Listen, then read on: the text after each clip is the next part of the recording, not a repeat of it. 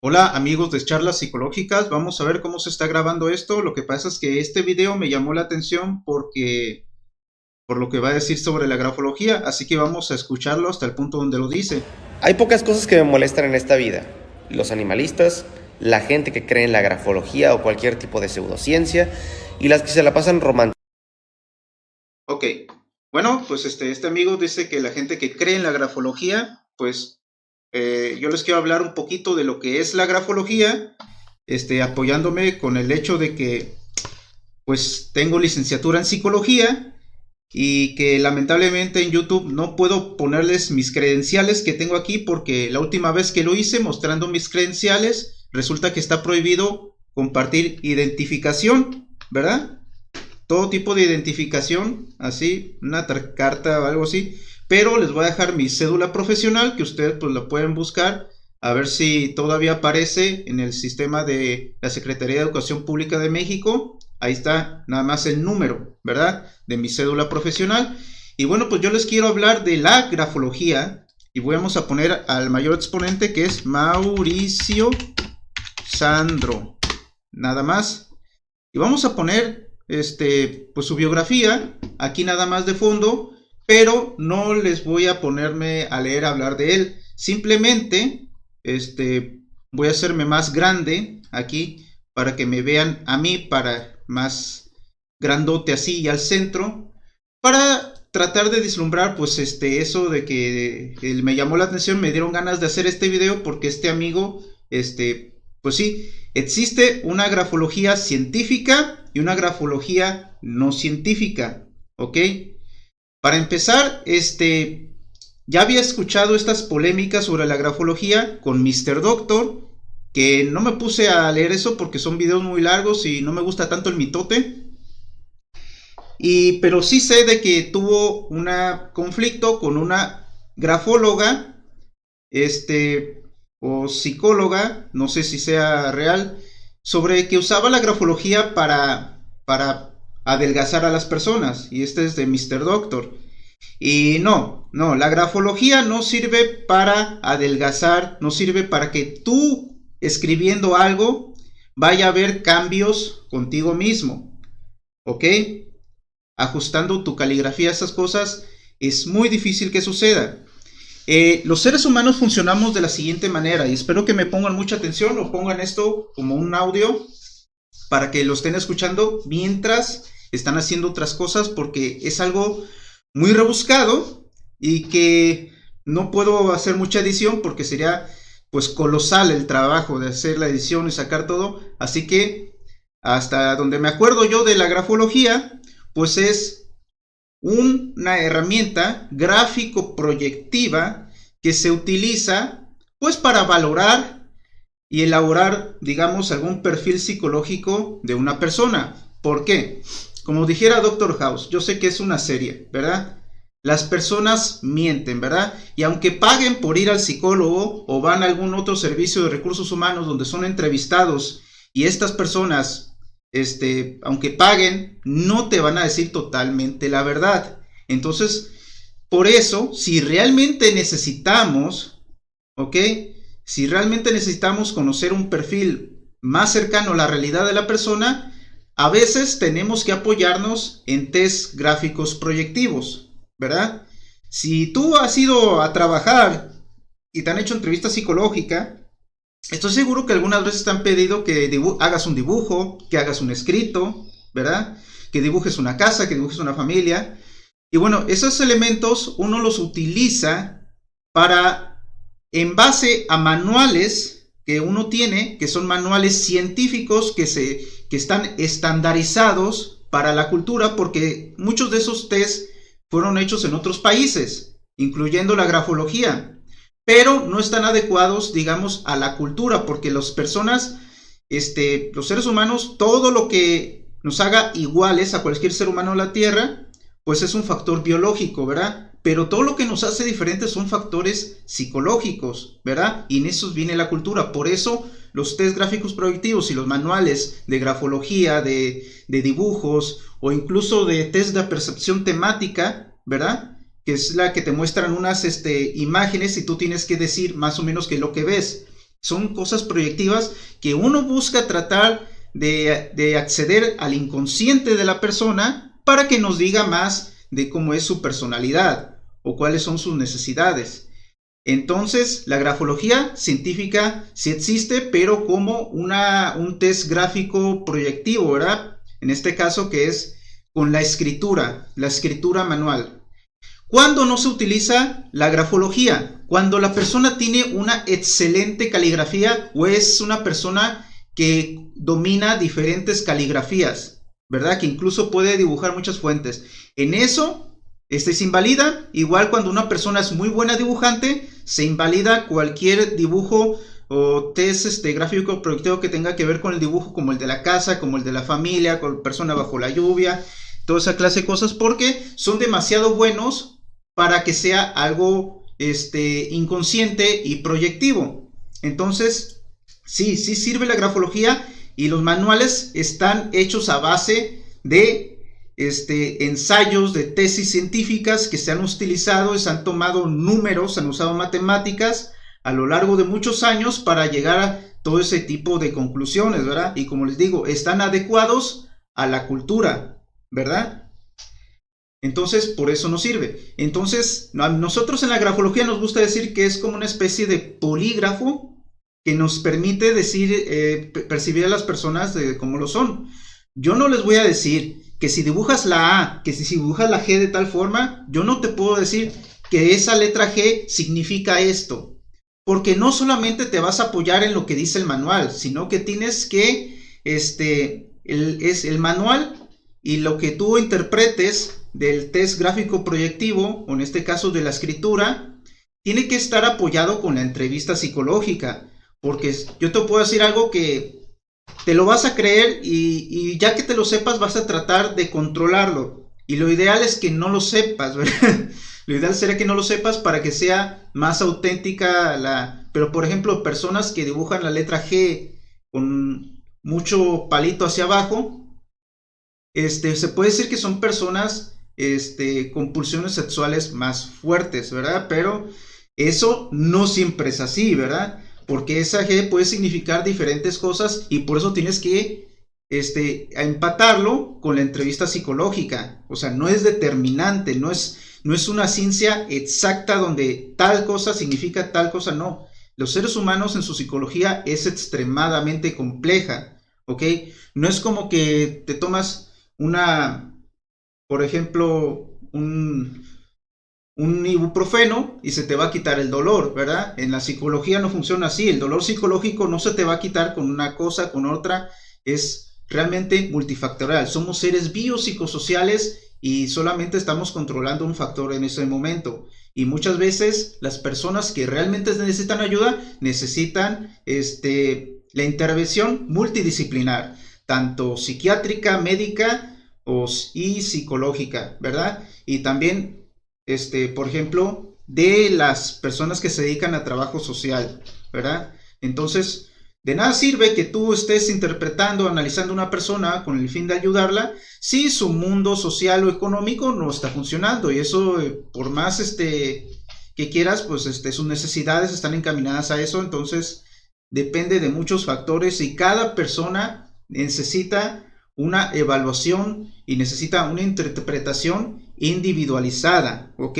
No se puede estandarizar este tipo de cosas. Entonces, si no sabes, yo te invito a checar Mauricio Sandro, que pues es el exponente que yo me acuerdo, y la grafología pues sirve para eso, ¿ok? Los grafólogos pseudocientíficos creen que escribiendo tales cosas te pueden ayudar, digamos, a hacer cambios en tu vida, y sí puede servir eso, pero no es precisamente la grafología, sino que simplemente es elaborar engramas mentales que te van a ayudar a interpretar, digamos, los fenómenos o acontecimientos de tu vida para que estos desencadenen una reacción emocional, digamos, diferente o más adecuada. Por ejemplo, vamos a poner un ejemplo. Las personas que son adictas a las drogas, ¿verdad? Pero esto no tiene que ver con la grafología, simplemente la escritura. Yo, francamente, siempre les voy a pedir a las personas que tengan un problema de adicción que escriban de puño y letra absolutamente todo como lo sienten y todo lo que piensan en el momento en el que deciden volver a consumir o consumir esas cosas, consumir sustancias o hacer uso de ese elemento de su adicción. Entonces, así la persona se hace más consciente de qué es lo que dice, qué es lo que piensa y qué es lo que siente en el momento en el que empieza a hacer eso. Entonces, eso le puede ayudar a, digamos, a reconocer todos esos pensamientos que desencadenan en conductas y puede, digamos, adecuar otros nuevos pensamientos que puedan desencadenar otras conductas, ¿verdad? Porque, por ejemplo, pues, que puede ser un adicto a la droga, pues que poco tantito, nomás y ya, mañana lo dejo y cosas así. Toda esa clase de cosas la tienen que escribir de puño y letra, porque es más fácil decirlo que escribirlo. Escribirlo necesitas tener más conciencia durante más tiempo, ¿ok? Ahora, sé que la grafología pseudocientífica cree también que mediante eso tú puedes hacer esos cambios, ¿verdad? Pero no sé, yo no, como les digo, yo no nunca he visto la grafología pseudocientífica, ¿verdad? Y como les digo, esto de escribir no tiene nada que ver con la grafología. La grafología es un test, son conceptos gráficos proyectivos de la personalidad de las personas, ¿ok? Y como te digo, pues sí hay científicos. De hecho, lo menos científico de la psicología probablemente sea el psicoanálisis. Y eso que fue elaborado por un médico, y un médico que hizo sus tesis en base a estudios de casos, ¿verdad? Y aún así, con todas las evidencias que Freud tenía y todo eso, todavía no se considera que Freud sea 100% científico, ¿ok? No se ha podido comprobar, pero muchos lo utilizan y para muchos les funciona. Y sí, es como cuando los médicos recetan medicamentos o ponen medicamentos y salen al público y se utilizan y después se descubre que pues no funcionan o que causan alguna repercusión negativa y no se descubrió hasta tiempo después. Entonces eso le pasa al psicoanálisis, por ejemplo, ¿verdad? Hasta tiempo después se descubre que pues no era tan científico, no siempre funciona, pero aún así existe unas escuelas psicológicas como viene siendo el enfoque psicodinámico, que es su herencia es el psicoanálisis y que francamente yo creo que sí tiene fundamentos, que sí realmente funciona, pero que no tiene, digamos, un soporte científico tan sólido como viene siendo el conductismo, ¿verdad? O el humanismo, aunque el conductismo no sigue siendo lo más científico, pero ¿cómo les diré? Los seres humanos funcionamos en base a engramas, en base a conocimientos, pensamientos que nos ayudan a interpretar otros pensamientos, otras experiencias y a juzgarlos y darles valor. Por eso decimos que las personas somos como cebollas y cuando trabajamos con una persona en una entrevista individual, muchas veces nos gusta decir que estamos deshojando cebollas porque necesitamos llegar hasta el centro, ¿verdad? Porque es de esos engramas, es como decir que un engrama, nacemos y somos chiquitos y con lo primero que nos topamos, neuronas espejo, ¿qué es lo que nos hace? Imitar lo que vemos otro ser humano y queremos hacer eso, ¿verdad? Ese es el primer engrama. Nadie se va a acordar qué fue lo primero que pensó, cómo lo pensó cuando era un bebé. La verdad es que no, pero sin embargo, desde ese momento repercute en el resto de las esferas de nuestra vida, porque en base a eso vamos interpretando otra cosa y otra cosa y otra cosa. Y el conductismo simplemente no deshoja cebollas, el conductismo simplemente hace cambios sin ir, digamos, a la historia personal de la persona, simplemente adecua nuevos repertorios conductuales y eso es lo que se utiliza. Y de hecho, pues se utiliza en el conductismo, que es la escuela psicológica más científica, también se utiliza la escritura. Por ejemplo, el conductista le va a encargar a la persona que haga un repertorio conductual, que haga una tabla con todas sus actividades del día, para que la persona también sea más consciente de qué es lo que hace con su tiempo y cómo puede incluir otras conductas en ese repertorio conductual, que son las que necesita para su X problema. Por ejemplo, tienen obesidad, pues la terapia cognitivo-conductual es la más efectiva. En eso sí estoy en contra más o menos con Mr. Doctor, porque la verdad es que para personas con problemas de obesidad, cualquier escuela psicológica le puede funcionar, pero como el conductismo, ¿verdad?, es el más científico, pues obviamente es el que más se utiliza, y porque es el más rápido en actuar, ¿verdad? Pero como es rápido, muchas veces va a originar que las personas tengan recaídas. ¿Por qué? Porque no resuelven su historia personal del pasado que los ha llevado a ese tipo de cosas, ¿verdad? A veces cosas tan simples como, por ejemplo, la fijación oral, ¿verdad?, que fue algo freudiano, ¿verdad? La fijación oral, que sucede cuando eres un niño, cuando eres un bebé. Si hay fijación oral por carencia de estimulación oral o por exceso, entonces te quedas fijado, y entonces ese es tu problema. Entonces muchas veces ir hacia atrás, hacia la historia personal y decir cómo se sienten esas personas en aquellos momentos, pues se da ese tipo de situaciones. Y entonces sí, incluso el psicodinámico, aunque sea de los menos científicos, también puede llegar a funcionar para los problemas de obesidad. Ahora, los conductistas, ¿verdad? Te van a encargar, como te digo, un repertorio conductual donde te van a incluir las cosas, y es una tablita que tú tienes que escribir. Y si, digamos, hay conductas que necesitas, ¿en qué momento te pones a comer pan? ¿En qué momento te puedes comer azúcar? Bueno, pues ahora te van a dejar una tarea, vas a hacer otras cosas distintas, ¿verdad?, en ese repertorio conductual, incluir ejercicios y todo eso. Y te pueden dar, por ejemplo, una especie de fichas o una especie de cosas, y tu objetivo va a ser que ese repertorio conductual se lleve a cabo.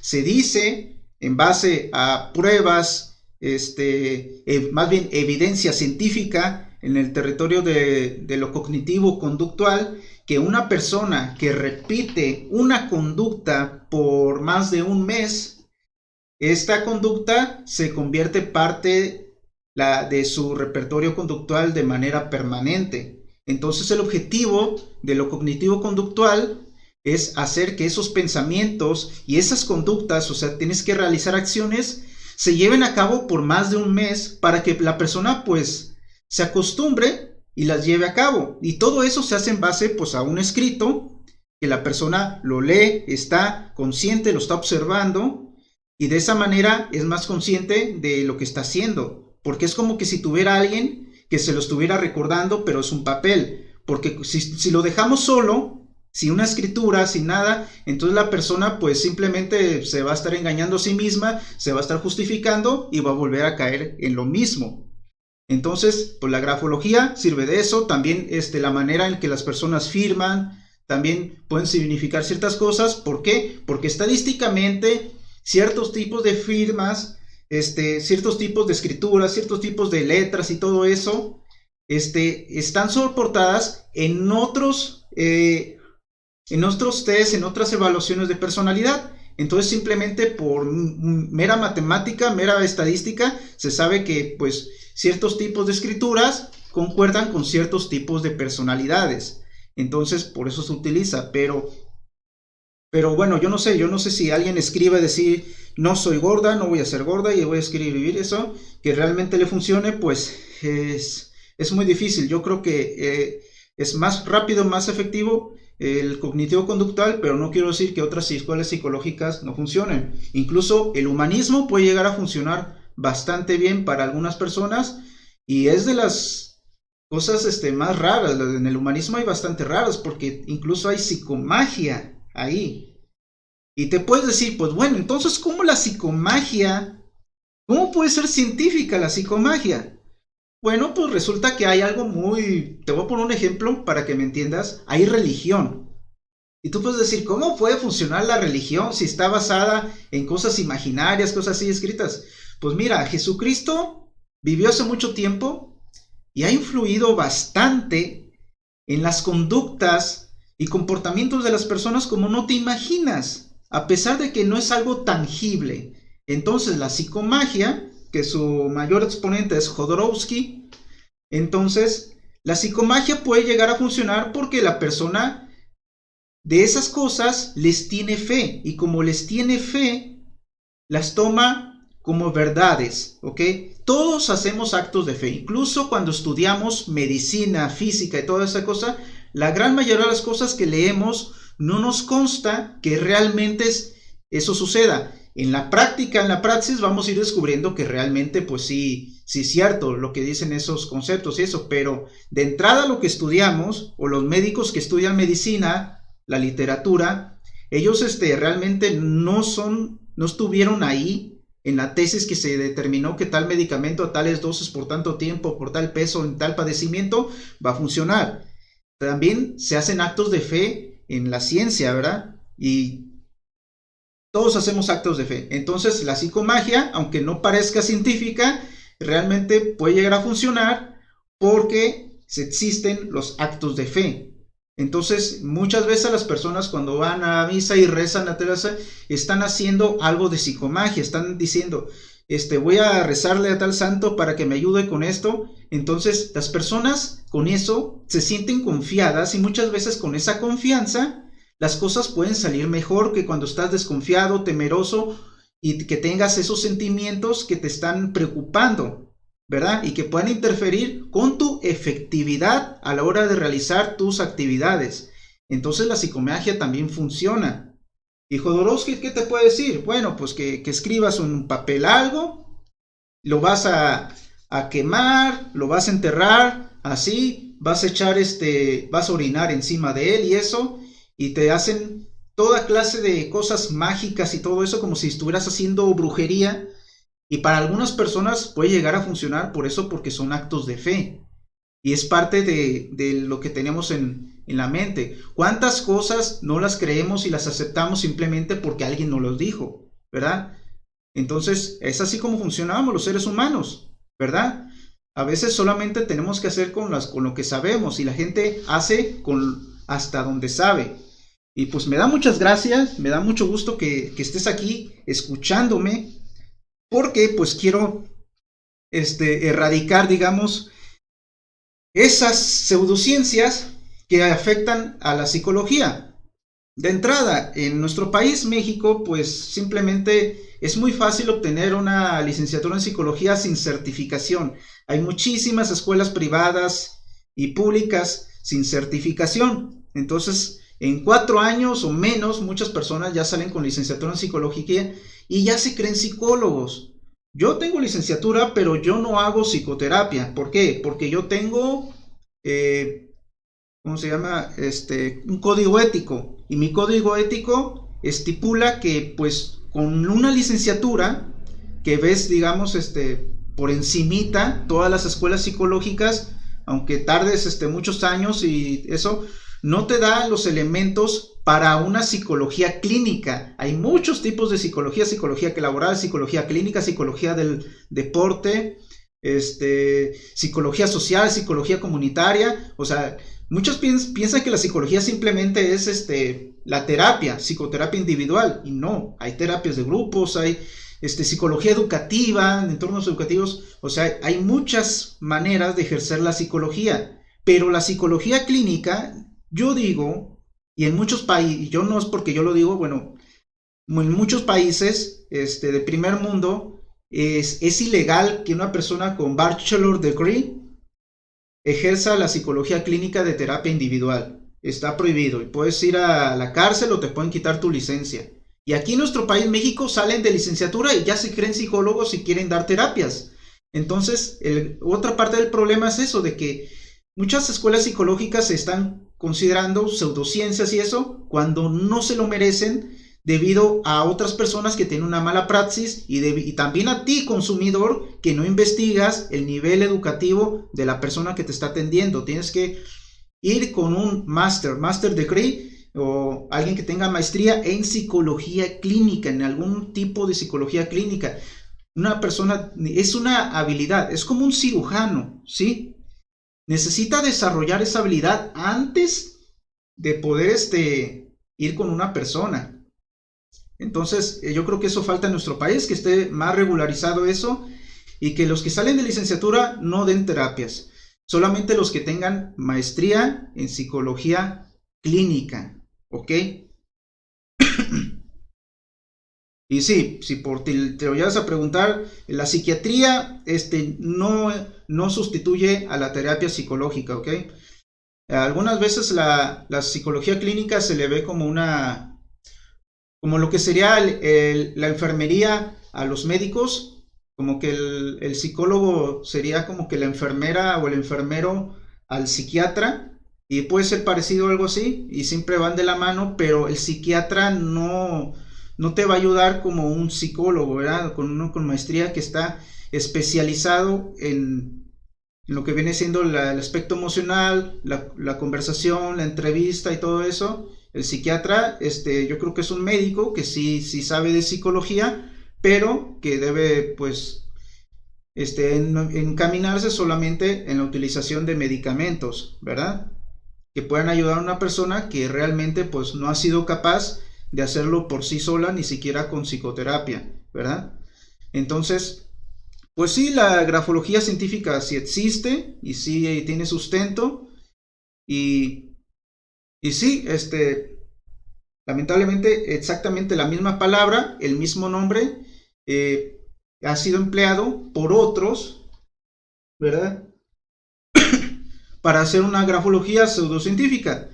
Entonces, yo les quiero decir eso, no hay una sola grafología pseudocientífica. Hay la grafología científica, obviamente, que se utiliza y tiene sus manuales, y hay otra que pues son las que se inventan, se sacan de la manga, nomás para obtener un modus vivendi, de donde obtener ganancias sin escrúpulos, ¿verdad? Sin considerar lo que realmente necesita la persona. Entonces, pues ahí se las dejo. Muchas gracias por escucharme. Y pues sí, no es una pseudociencia la grafología científica.